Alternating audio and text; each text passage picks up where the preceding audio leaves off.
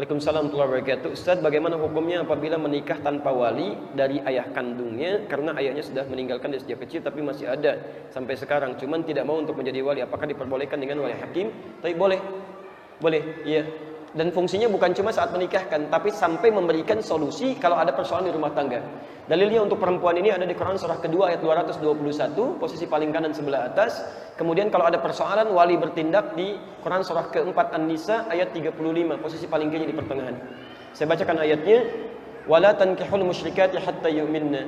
Jangan sampai ada laki-laki menikahi perempuan musyrik sampai dia mau beriman.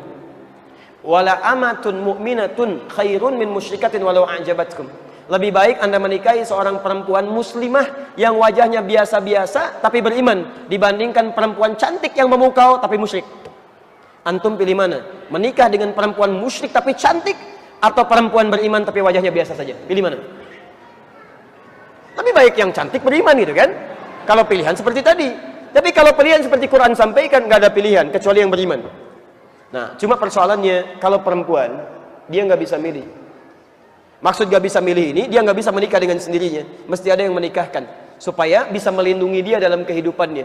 Ya, karena sifat perempuan kadang-kadang butuh perlindungan yang lebih dibandingkan dengan laki-laki. Baik teman-teman, maka kalimatnya berubah. Wala tunkihul musyrikina hatta yu'minu. Jangan pernah nikahkan anak perempuan Anda dengan laki-laki musyrik sampai dia mau beriman. Jangan pernah nikahkan. Dari redaksi ini kata para ulama disepakati bahwa harus ada fungsi wali bagi perempuan ketika dia mau menikah. Siapa wali ini? Adalah kerabat terdekat. Pertama dari ayahandanya yang mengandung, menjadi wali atau wali rahimnya, ya, ayah biologisnya. Kalau masih ada, ya, atau masih ada, dia punya kesanggupan.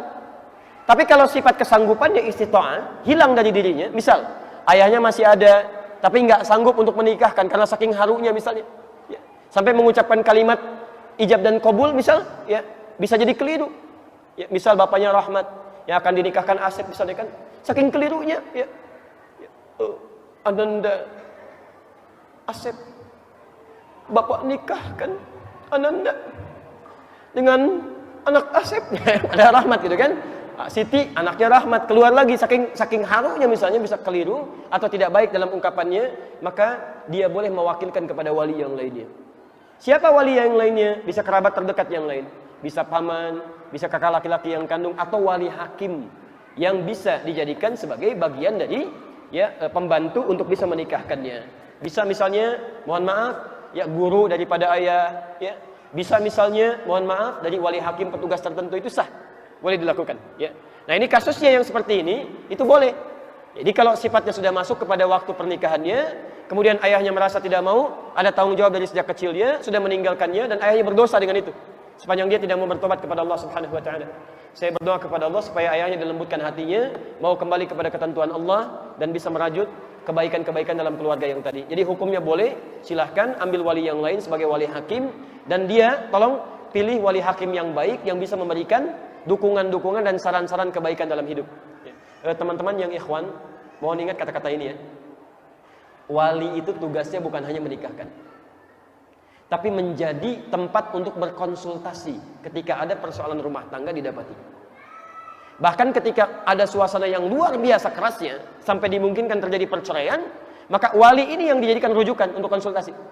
Ya, lihat, wa in khiftum shiqaqa bainihima fab'athu hakaman min ahli wa hakaman min ahliha. Jika Anda dikhawatirkan sifat di rumah tangga yang berat situasinya sampai terjadi perpecahan luar biasa, maka utuslah seorang wali yang dipercaya dari keluarga laki-laki atau perempuannya. Jadi intinya boleh itu dilakukan, dan silahkan berlangsung pernikahan, dan semoga Allah memberikan rahmat dan keberkahan dalam pernikahannya.